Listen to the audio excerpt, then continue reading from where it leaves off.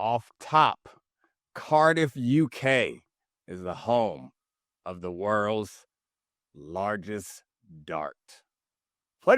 This is the Domonique Foxworth Show.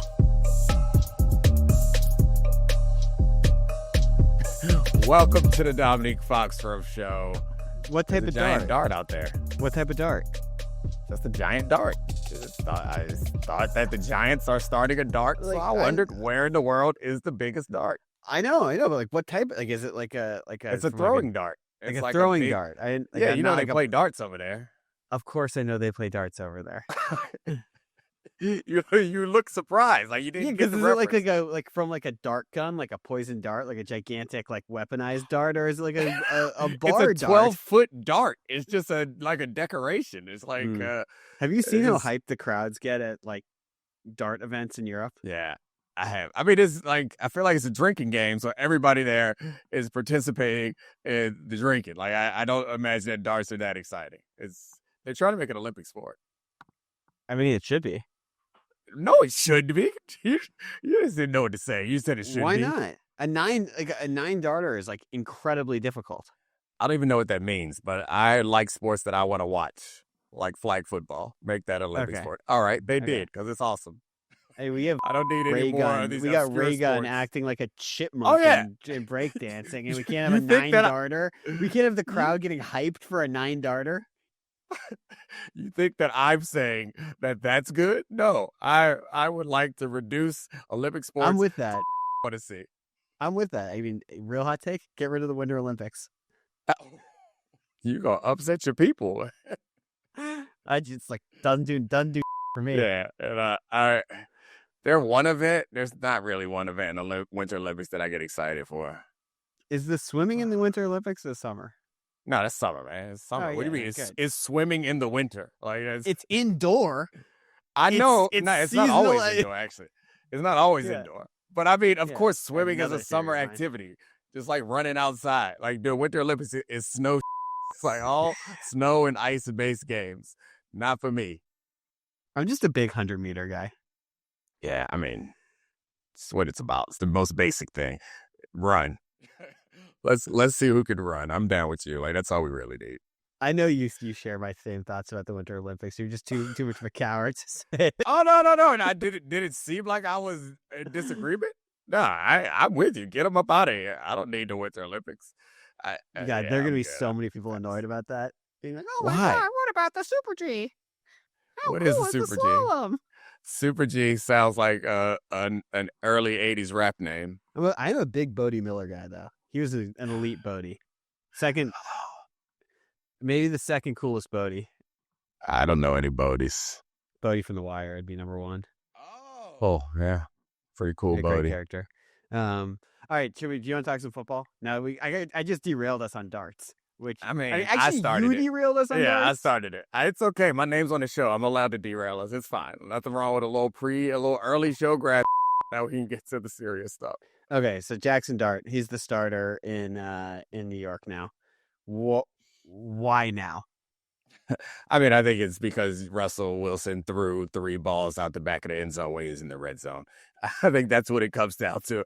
Is he was bad. Russell Wilson was bad in that game. But I've been thinking about this a lot, and there's only a few reasons to start the quarterback, the rookie quarterback, is if you think he's ready, if your job is in jeopardy, or you're in danger of losing the locker room. It doesn't seem like it's because they think he's ready. It seems like it's in relation to how the guys would feel, because it doesn't feel like I know Brian Daboll's job is in jeopardy this season, but it doesn't feel like it's in immediate jeopardy, which is why I've come to the conclusion that after, and I said this at the time when Russell was throwing those balls out the back of the end zone, I was like, oh, he can't come back from this. We talked about this before, how important it is to be able to put good stuff on tape and be motivated to show up to work every day. And when the coach gets fired, half the team goes too. The new guy doesn't come in and keep all the, no disrespect, but keep all the losers that were on the losing roster. Like you keep a couple players, but you're running everybody out of town. And so I think a lot of guys in the locker room recognize that. And when it seems like Russell Wilson is unwilling to put the ball at risk at the end of the game, which is weird because he puts it at risk at other points of the game in order to win the game. Seems like a hard thing to come back from, where you're making it more difficult for everyone else to do their job. So I really think that's the reason. We'll see how ready Jaxson Dart is, but obviously I don't think it's going to get much worse. I think what we saw in the preseason, he might be more ready than we realize. And he's athletic. He can do different things. And you talk about losing the locker room. Let's lock in on losing their best player. Their best player is Malik Neighbors. And let's go. We have now 13 months of data on him in the quarterback saga. At one point last year, he said, it would be great to play with a guy like Jaden Daniels because it was his college quarterback. That's weird, talking about your division rival. Towards the end of the season and the show what the Giants were last year, he said, it's not about the quarterback, man. That seemed like a direct shot. He's like, the same stuff was happening with Daniel Jones. That seemed like a direct shot at Brian Daboll. They come into this season with a very strange quarterback room of Jameis Winston, Russell Wilson, Jaxson Dart, Tommy DeVito, who they then released. And I don't know if you remember, there was the photos of the quarterbacks hanging out. It was Jameis Winston, Tommy DeVito, and Jaxson Dart. They were the three amigos. Russell Wilson was out of that. And then we had Neighbors who looked miserable on the sideline. He said it was sort of, saying, maybe I need to smile more. But then in his post-game press conference, he said, we can't win. This is palpable frustration off of someone who's not just your best player, but someone who you drafted, who within his first year in the NFL was one of the best offensive players in the entire league. And this feels like a legit Hail Mary from Daboll to try and save the locker room, because you do not want to lose that guy at age 23. It's not like you're not going to demand a trade. He's not going to be out of there. Right. It's just like it's not even indulging. It's give him a chance to win. Give him a chance to play with someone who's going to support him as a number one receiver. I mean, and Hail Mary is a good analogy because those rarely work. I don't know how this works. It feels like with Neighbors unwilling to give Daboll dap and in the Commanders game, like it feels like a tough situation. And no matter whether you like it or not, the best player on your team is going to be a leader on your team. And when he seems disconnected from the team, it's not going to bode well for the rest of your roster. So I think the one thing that I think should be brought up is when you have a, in case of emergency, break glass quarterback, it's really bad when you're breaking that glass after week 3. Yeah. Because I don't think that it's going to get much better. I'm not sure what emergency button they press at week 10, but they're going to need to do something else. So it's new coach. That's the emergency button in week 10. Yeah. We know what the mayor said. You got to turn it around this year. Yeah. And there's no reason to believe that it's going to get turned around. So I don't know that there's much more to add to the conversation. We'll wait and see how Jaxson Dart does. I think his athleticism is going to help him, and probably willingness to take some risk will help him a little bit. I'm sure that the first pass in the game is going over the Neighbors. Like, they're not going to go the whole first quarter or first half without throwing the ball or running a reverse or doing something, running a screen to make sure Neighbors gets a chance to touch the ball and do something with it. They just got so much more interesting to watch. Like, Dart is I think he's pushed the bounds of how much more you can be excited about a player after the preseason compared to their draft evaluation, where we knew he was a good athlete, but like he played so well in the preseason that now I'm really excited about that. And we got the Scat Man back there. We got Jaxson Dart. We're unlocking Neighbors.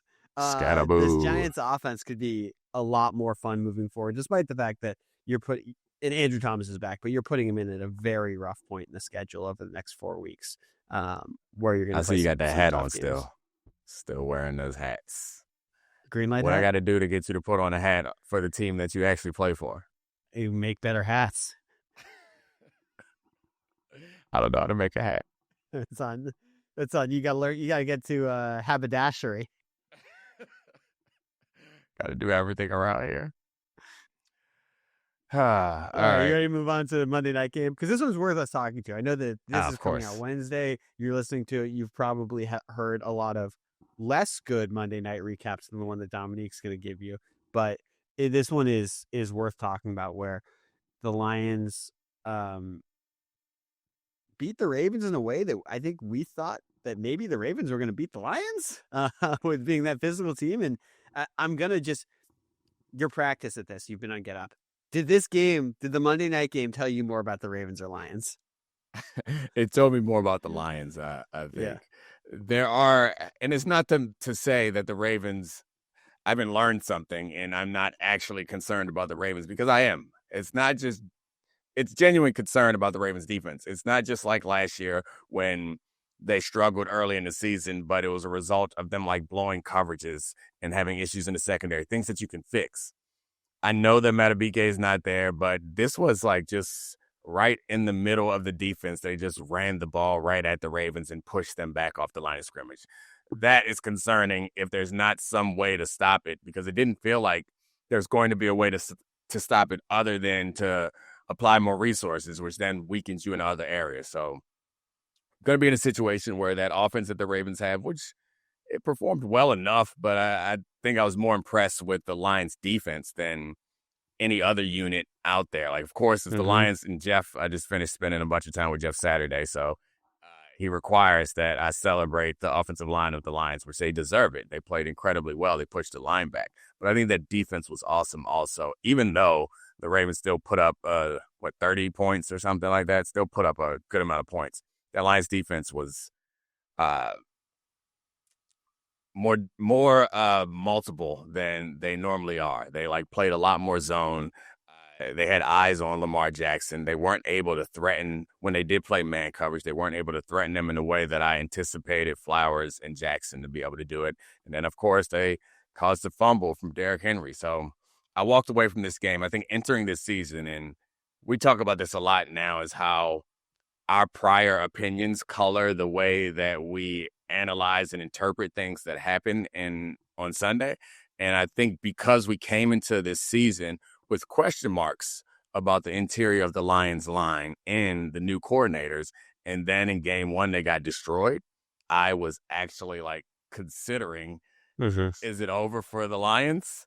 It ain't. Like, they played a good team in the Ravens, and they looked exactly like the Lions of old. And I've been rambling, but the last thing I want to put out there, I'm trying to get a new football term off the ground. I've put it on Get Up. I love new terms. I put on Mina's podcast, and I remember, I don't know if you remember this, but I said I wanted a word for this on our show a couple weeks ago, and I came up with it. Pocket plays. So I believe that, and I've seen it over the years, that there are certain teams, particularly in the playoffs or in big games, they got to play in their pocket for certain situations. And the Lions had multiple, offensively and defensively, where I think of Steve Spagnuolo a lot when I think about pocket plays. It's like he'll run the same 3 to 5 defenses all game, and then there'll be a third down or fourth down late in the game that's really important. And then he breaks out a blitz that he knows will get home, but he hadn't run it all game because he was saving it. He didn't want you to expect it. He didn't want you to be able to adjust to it. Felt like the Lions approached this like a playoff game, and they had multiple like short yardage. They had that option play. They had that play action pass to close the game out. They had kind of a bit of a cover one that looked like a zero blitz with a whole player, a spy player, and kind of 2 safeties roaming. It was a unique, with only 3 guys rushing. It was a unique play that they hadn't run any other time. And it's just like they had these plays that they were like, all right, when it's important moment, we're going to break them out. And the Ravens, they had that one pivot pass that Mina and I talked about this earlier, where Lamar rolled one way and threw back left, but it didn't feel like they had the same preparation for this game. It just speaks to, obviously, the players deserve all the credit, but this Lions team is so well coached. I like this. Good addition, Players League. The Lions team is so well coached, and they executed so well. It seemed like they had a point to prove after the Ravens manhandled them last year. They came into their house and did it right back to them. We're going to work through everything you just said. But first off, the term pocket plays. Like it? I love it. And I love it. And I think every play-by-play person should thank you, because we have, like, whether it's Chris Collinsworth or Greg Olson or whomever on these things being like, anytime there's a 2-point conversion or a 4th and 1, they go, every coach has a bunch of 2-point conversion plays that they have practiced over and over again in the red area for this exact situation. And they fall into that. And so pocket plays is fantastic for that.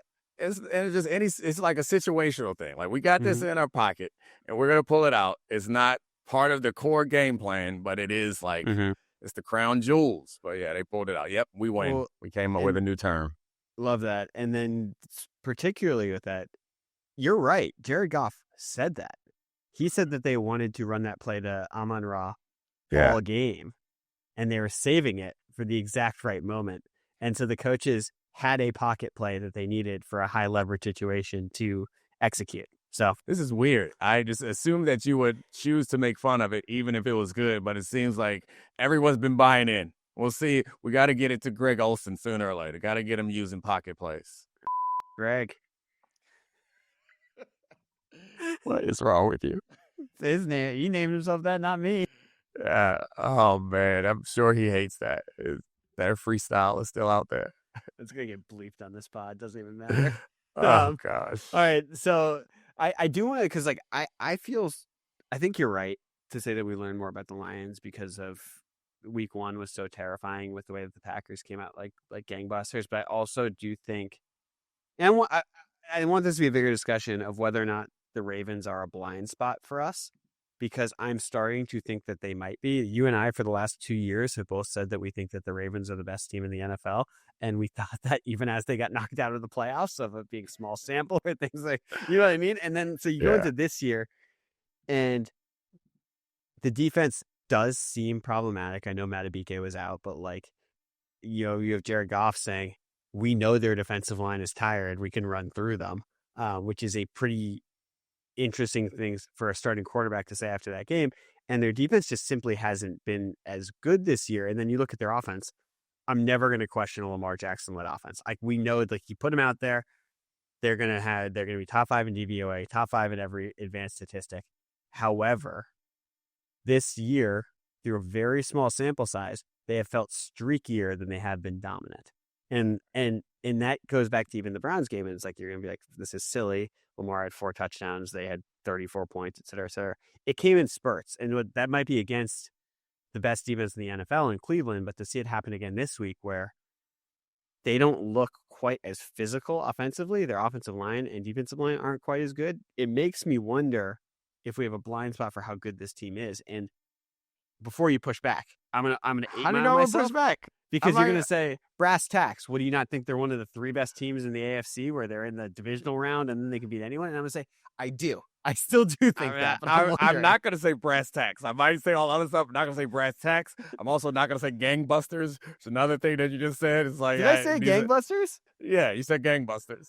Coming out like gangbusters. Like, I think that's like in reference to an old radio show from the 20s or something. No. You know what I mean? Busted up Bugsy Siegel and them boys. Did you see them? They came out like gangbusters. Yeah, you said it. I think you said it. I'm pretty sure. If I did, anyway, it just shows that I'm like just slowly slipping into just cliches. I'm willing to entertain the idea that we have a blind spot for the Ravens. Mm-hmm. However, they've been so damn good for so damn long. And so, I think that it's fair to be critical of their playoff performance, but it's really hard to say, we have a blind spot for them, considering that every year since Lamar's been the quarterback, they've been really good. And then out of nowhere, Lamar got better and they got really gooder. Yeah. Yeah. And that's it. Maybe I do. And this is the really gooder really matters to me, because I did feel definitively different about this team the last 2 years compared to the earlier Lamar years for just how good they were. Yeah. Which, I mean, the blind spot is kind of the same as being too attached to your priors. And the problem with saying that we have a blind spot or we're too attached to our priors with the Ravens is then they come and prove it. And so, I think I'm unwilling. Brass tacks. Do you think they're one of the best 3 teams in the AFC? Yeah. Yeah. I mean, it's hard to change. It's hard to change my mind about that, especially if we're going off of just the 3 games that started this season that had a couple of fumbles from Derrick Henry. And I think your point about the offense is fair. They have been streaky, and their run game is, which sounds silly because of the way they ran the ball against the Bills, but their run game has been underwhelming, I think, or inconsistent, maybe is the right word for it, which you don't expect when you have Derrick Henry and Lamar Jackson in the backfield. Yeah. I mean, I think that's probably right, but I do want to be guarded. Like we can get a little bit ESPN brain and be like, the Ravens are the best team in the NFL, blah, blah, blah. And it's like, I kind of do want to hold up and have this season, have them play a little bit better, right, and more consistent football before I recrown them in my own brain. Right. And, I think that if you're going to talk about where they are as this top 3 team, I think the immediate follow-up of that is to talk about the other team that might be knocking on the door of it, which is, I think, it's the exact opposite way of it. It's sort of breaking people's brain of how good the team could be, and that's the Colts. And we have all these stats after 3 weeks of just how good the offense has been. Do you think that offense is sustainable? Because if I were to say to you that the Ravens aren't a top 3 team, you'd be like, all right, Bills, Chargers, who? And then the question is, it's not going to say that the Colts are going to average 50 yards a drive every drive. It's not going to say they're going to be 34 points a game and 425 yards a game. But there is something about the way that right now you're pressuring Daniel Jones and he's playing like a really good quarterback. How sustainable do you think the Colts offense is? Because that's going to dictate a lot about the AFC. Yeah, I think it's sustainable. That's not where the problem is for me with the Colts. I'm a big Colts guy, and I think there's fair criticism about who they've beaten so far, and how they've beaten the Broncos. That's fair to say that we're not sure how good they are because of the competition and their one tough game they won on a penalty. So I think that's fair criticism, but I also think that it's sustainable. But this is where you go on that circle of knowledge, and you get right back to the most basic thought is the quarterback is a lot better. Mm-hmm. And there are situations the Lions game is a reasonably good example of it. Is they seem to have the Ravens game planned to a T. Mm-hmm. But Lamar, that touchdown to Andrews, incredible throw. There's a level that you can get to. And I think that as much as I like the Colts and as much as I think they're a real team and they'll play good teams and show that they are competitive, it reminds me a little bit of the Vikings from last year, mm-hmm. where Daniel Jones mess around and have an incredible season that brings us to considering him or talking about him in MVP level conversations. But when everything breaks down, when they got you figured out, do I believe that he has that extra level that's where I'm like, I don't know. I've seen that from those other guys. And I mean, even Herbert, a touchdown pass that Herbert threw Benito just this weekend is that would put me, as much as I think, honestly, I think the Colts are probably better than the Chargers right now. I'm not sure that they just don't have access to the extra level. I think their mean is better, but their ceiling is a little higher. That Herbert pass, the one you're talking about, where he threw off the lead taking game winning throw. He throws it through his arm, hits Benito, the defensive end or outside linebacker, and is a perfect pass to Keenan Allen to take a lead in the corner there. With a very tight window. That made me want to start a segment where we could sort of feud with Good Morning Football called Pissed Off Passes, where instead of an angry run scepter, I don't know what we have. We have a golden mitt for our pissed off pass. Yeah, that qualifies as one. It's just arrogant. It was an absolute laser. I think that's everything you're saying is totally fair, and it's good to guard your heart against because it's after everything we went through last year with Sam Darnold and that Vikings team. Yeah. I think the thing that I keep coming back to is, when we were talking to Barnwell 2 Sundays ago about the Broncos, it was like, did we overhype this team? And the question was, well, if they're not the number one defense, then what are they? And he's like, you can be a great team and regress from 1 to 7, and you're still really good. And like, to me, that's where I wonder what this Colts team will do. It's like, if they regress from the number 2 offense in the NFL, knocking on the door of number 1 to like the 6th or 7th or 8th offense, how much does that change what we really think of them? And I think that's probably about what they really are, which is I don't think that they're a rabbit team. I think that there's a sustainability of the fact that they've gotten Jonathan Taylor and this offense really moving well, and they're a fairly complete team. And Steichen, like, you know what Daniel Jones looks like to me? He looks like Jalen Hurts the year that he was playing for Shane Steichen, stylistically. When we saw just like a different version of that player. And I don't know that I'm not saying they're like a Super Bowl team. I would still be stunned if they went into like Buffalo and beat that team in the playoffs. But I do think that they're probably closer to a top of the conference team than we're ready to give them credit for. And it's just going to be one of those things where we need 6, 7, 8 weeks of sample size of them playing real teams and doing stuff and like, beating the brakes off of the teams they should beat before we really accept it. Yeah, I think that's a fair assessment. I don't need any more weeks to be convinced because, again, my priors said they were going to be good. And so I'm going to ride high on this because I believed it before everyone else did. But I do think that there's a Vikings-esque ceiling on this team. I don't know if I'm going to be confident in them. I mean, they're fortunate enough that their biggest competition in their division is, I don't know, the Jags or the Texans, all right? That division, we should get that division is so rough. They mess around and get first round. Well, I guess not. The Bills also have a bad division and also a really bad out of division schedule. So did you see Jeff? Ravens division is pretty bad too. Jeez, how these divisions get so bad out of nowhere? Yeah, that's, by the way, one of the things we were doing the Ravens thing this morning. I was looking at it and I was like, look at that division. The division's just not that good. They're going to end up winning a bunch of games. So I do want to ask you, did you see Jeff Teague's comment saying that the Colts are good, so they should move Anthony Richardson to tight end and have him and Tyler Warren as 2 tight ends? Why are you laughing? That sounds exactly like something you would say. Is that why you're laughing? It's what I have a tweet from Josh Allen's rookie year. He should play tight end. I don't think that tweet aged well.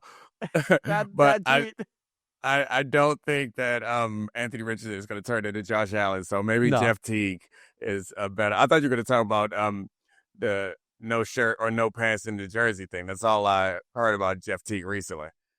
Have you heard about this? Oh yeah. I assume. I mean, it's hilarious. Maybe I want to order some Teague jerseys. I got a story for you. That's not for this show. Okay, yeah. I used to. I'll just keep it moving. So good idea.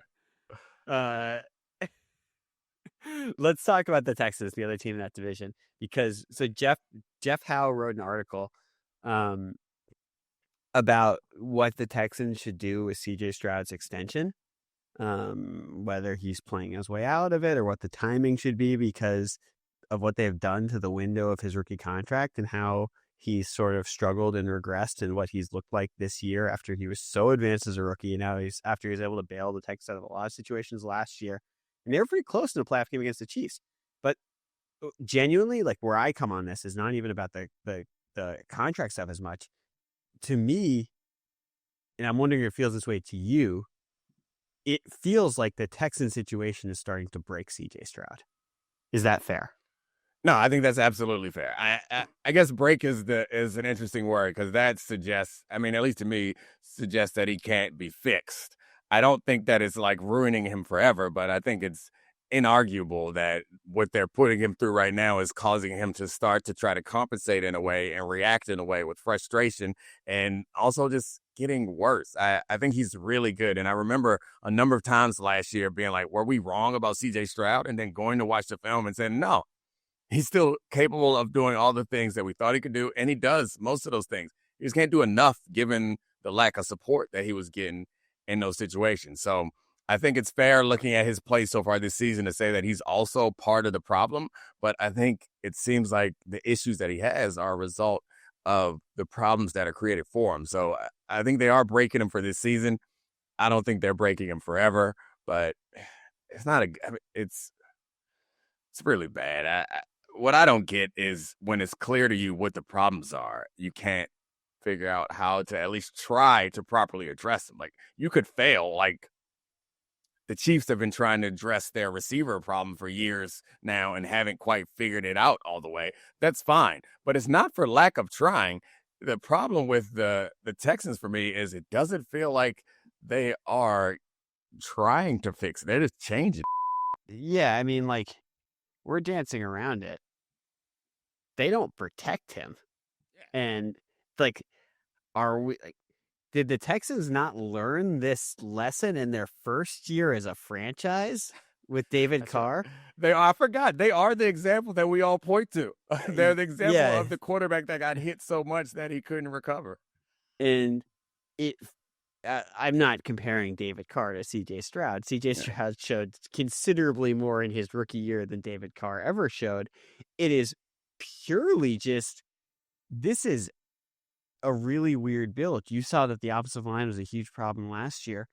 You traded your one good offensive lineman, thank you, to the Washington Commanders and Laramie Tunsil, who has graded incredibly well in pass protection.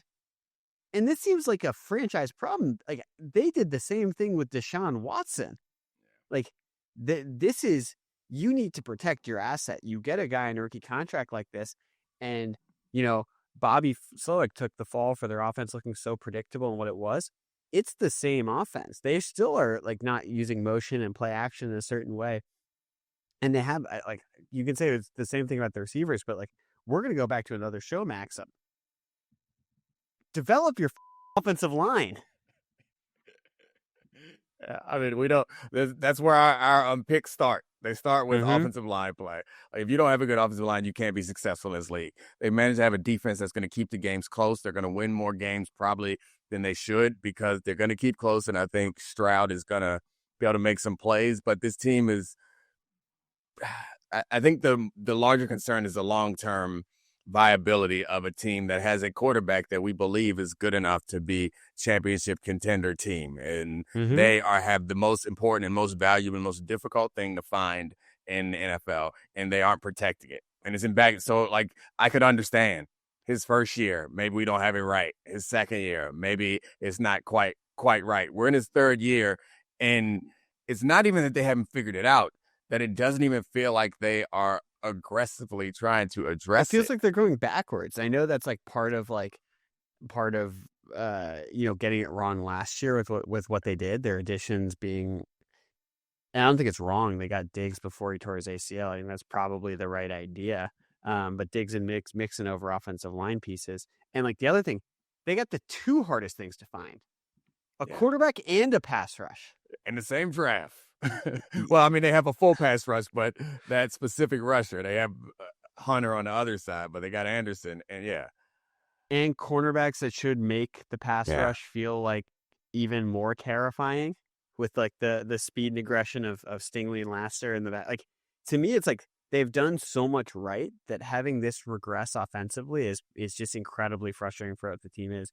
And Jeff Howe wrote about the contract situation of basically, do you pay him later and then try and fix the roster? Because how many more years can you have like this? And, like, on that thing, like, I think we can both agree. If you think he's your quarterback, and we both probably do, you pay him, and that contract's going to age better, and you actually, like, don't get in the trap of short-term fixes again. You've done this the last 2 years. Yeah, I mean,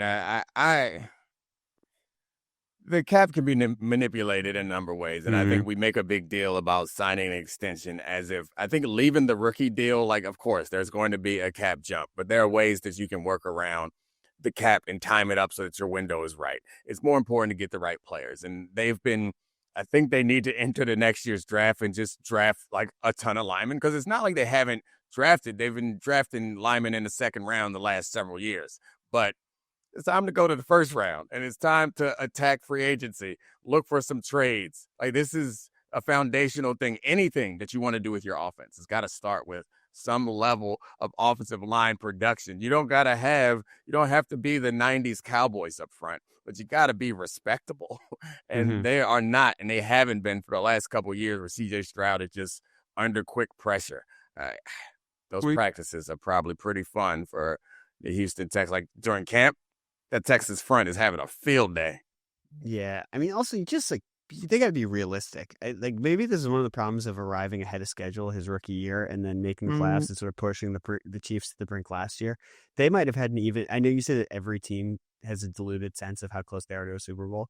Yeah. Theirs might have been extra diluted because they were able to cover up a lot of the problems. They won a playoff game last year, right? Didn't they? That last 2 years. Yeah. They beat each of the last 2 years. Right? Or not the Jags, the Chargers. Yeah. Right. And so, like, I think that maybe there's a world where coming into year 3, they didn't realize quite how problematic their offensive line and where they were at what the offense was, because of the fact that they've won a playoff game each of the last 2 years, and they're the Texans. Yeah, I don't understand how they couldn't understand that it's a challenge, that it's a problem, but I don't get it. But yeah, I'm sure Texan fans are frustrated with that situation. They have not addressed it, but we'll see. That defense, don't waste that great defense. Speaking of waste, before we go, I would just like to make sure that it's on record that Myles Garrett, I know he took the money, but when I watch him play, I see one of the best defensive players ever, and I think that he's not going to be considered in that conversation because he don't ever do anything during in January. And watching him play in that game, and it's just about every game that he plays in where it's just it's been every game this season. He's had a sequence where he's just ripped the game in half. And it's like, and you can blame him for taking the check. Maybe he should have gone somewhere else, but like, it's Joe Thomas-esque. It's like one of the best players ever, and we're gonna remember him. Like, we're gonna have to 15 years from now, we're gonna have to remind people that Myles Garrett was a monster, and we're not gonna have to do that with other guys like Aaron Donald. People are gonna remember because he won a Super Bowl and he was in the playoffs making big plays. It's ridiculous. Did you see the clip? I don't know if it's NFL Films or what it was, the mic'd up clip of him blowing by the Packers right tackle, and you can hear on the mic'd up the Packers tackle going, "Jordan, run!" for Jordan Love to run away from him, and then Garrett goes to the sideline and he's talking to the D-line. He's like, "That's the funniest thing ever, Jordan, run!" That is hilarious, but I mean, that's what you should yell. Yeah, I mean, look, I think you don't think there's a world where Garrett ends up like right at the end of his career being like a finisher for a team? Oh yeah, I mean, if he wants to, I'm sure that people. I mean, Von Miller is now you guys' finisher, so I assume that he will, but it's a different thing where he won't be able to. I don't know. Maybe they'll stumble into a quarterback sooner or later, but being a third down and end of game pass rusher is not gonna do justice. Or maybe we'll look back on the rest of his career and those highlights will look different if he happens to pop on somebody's team and get some sacks in the playoffs. But it's just unfair. Does he have career? I don't know. Probably not as many as he should have because they're trailing all the time. Well, now he's supported by Mason Graham. He has 106. NFL all-time sack record is 200. I was wondering how close he could get to Bruce Smith. That's actually a long way off. Yeah, it's a long way. I mean, because Bruce Smith was on a good team that scored a lot of points, and he went to the playoffs a bunch. And I mean, I guess playoff sacks don't count, huh? I mean, yeah, playoff sacks do not count. But I mean, Bruce Smith, talk about a guy who from a different era who you could plop in right now. And give them hell. I mean, it's crazy how athletic that dude was. I mean, he's 6'4", 262. He's probably running a 4.5 in like 1985 when he was drafted. Just preposterous. And that's Derrick Henry. And now he's fumbling in the fourth quarter and running over and dribbling DBs. On that note, My very long, very fun Tuesday is over. Wish you were here so we can vent. I'm going to go vent by myself. Maybe I'll go vent with Tez. Cortez is here. He can vent with me. You don't know how much I miss gallivanting. We're going You to don't make miss it it. happen. You I see the hat. I missed it. I see the hat. I know where your priorities are. I call you on Mondays and I tell you I miss you. I see you 6 days a week. On that note, thank you, Charlie. See you when I get home. Thanks to all the great producers. We out. This is the Domonique Foxworth Show.